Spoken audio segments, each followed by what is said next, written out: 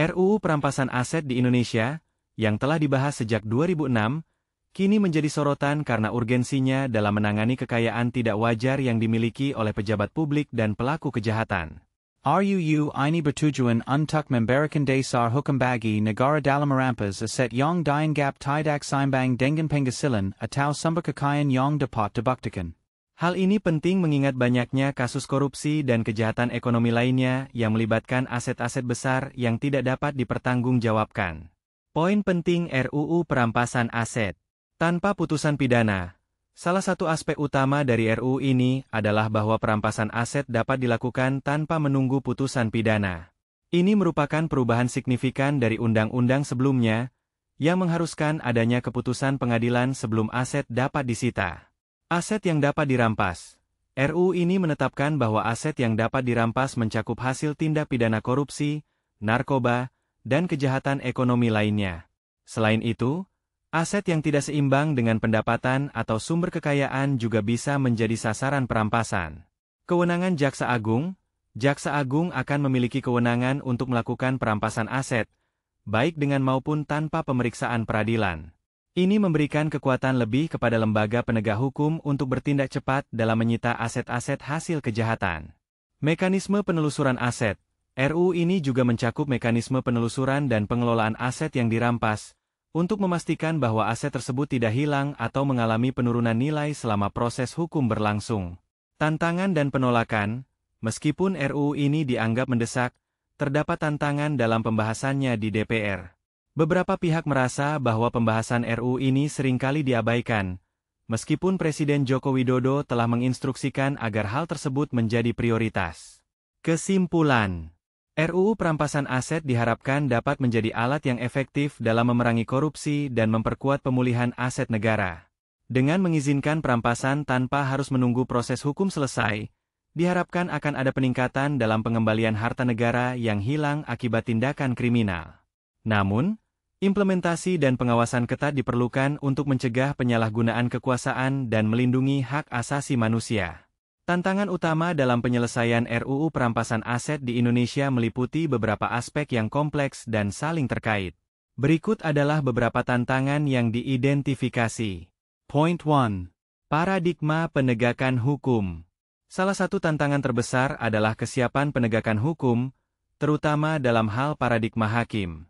Konsep non-conviction based, NCB, yang diusung oleh RUU ini memerlukan hakim untuk berurusan dengan perkara yang tidak berbasis pada putusan pidana, yang berbeda dari praktik konvensional di mana hakim hanya mengadili berdasarkan keputusan pidana. Hal ini dapat menyebabkan kebingungan dalam penerapan hukum, terutama dalam menentukan jenis perkara yang sedang ditangani. Point 2. Tumpang tindih alat bukti. RUU ini mengatur 7 jenis alat bukti, namun terdapat tumpang tindih dalam pengategorian alat bukti tersebut, seperti antara surat dan dokumen. Hal ini dapat menyulitkan hakim dalam mempertimbangkan dan memutuskan jenis bukti mana yang relevan dan sah dalam proses perampasan aset.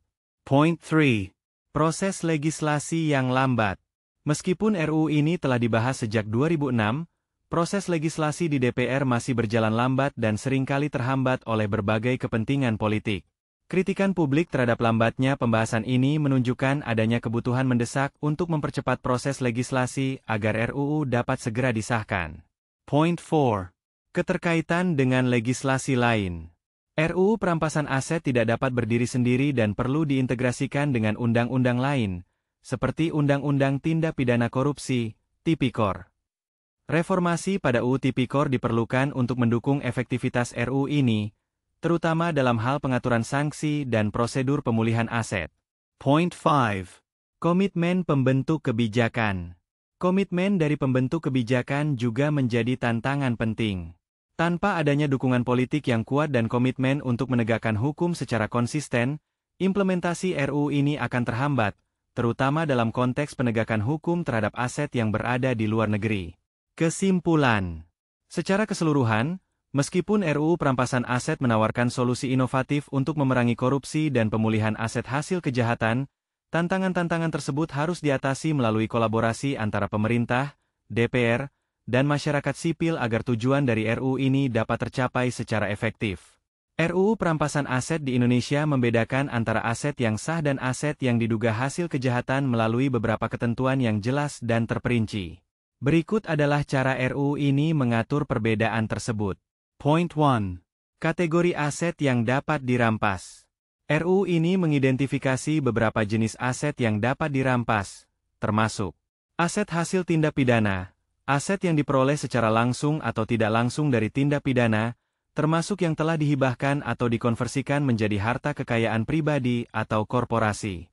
Aset yang digunakan untuk tindak pidana, aset yang diketahui atau patut diduga digunakan untuk melakukan tindak pidana. Aset pengganti, aset lain yang sah milik pelaku tindak pidana sebagai pengganti aset yang telah dinyatakan dirampas oleh negara. Barang temuan, aset yang merupakan barang temuan dan diketahui atau patut diduga berasal dari tindak pidana. Aset tidak seimbang. Aset yang tidak seimbang dengan penghasilan atau sumber penambahan kekayaan, di mana asal usul perolehannya tidak dapat dibuktikan secara sah. Point 2. Proses perampasan tanpa putusan pidana. Salah satu inovasi utama dalam RUU ini adalah penerapan prinsip non-conviction based, di mana perampasan aset dapat dilakukan tanpa menunggu adanya putusan pidana terhadap pelaku. Hal ini berarti bahwa aset dapat dirampas berdasarkan dugaan kuat bahwa aset tersebut berasal dari tindak pidana, bukan hanya setelah pelaku dihukum.